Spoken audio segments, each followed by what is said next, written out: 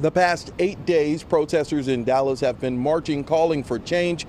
Today, city leaders are answering those questions.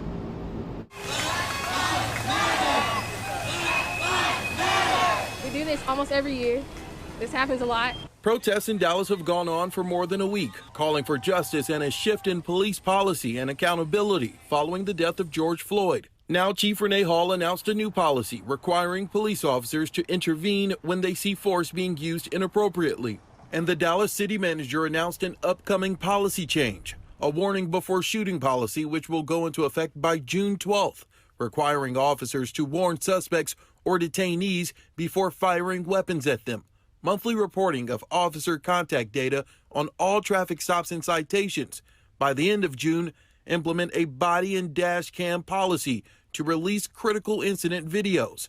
Also, DPD and city manager staff will also conduct a review of all use of force policies and offer changes or revisions by August 28th. I can't help but think that was a direct response. 8 Can't Wait is a national campaign calling for cities to enact 8 policies activists see as a way to reduce violent acts by police. In Dallas, most of the 8 are already police policy. Things like chokeholds and shooting into moving vehicles are already banned. Mike Mata is the president of the Dallas Police Association. He has some reservations with the warning before shooting policy. If we can do it, great. But to put it in there that it has to be done and it doesn't say when possible, I think puts a possible delay on the officer, which could cost them their life. So I agree with it in premise, but in practicality, I think it needs to be more applicable for when it's used in the field. We asked some protesters what they think about the policy changes. I don't think it's enough, but at this point, anything is a start. I think most of it changes when we change our mentality.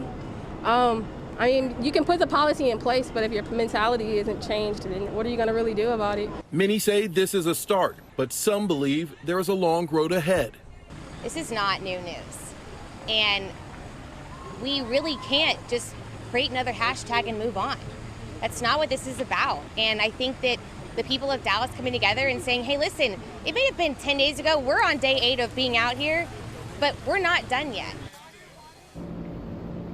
Chief Hall says that she understands that more changes will need to happen. She says her and her staff will continue to listen and more policy changes could be in the future.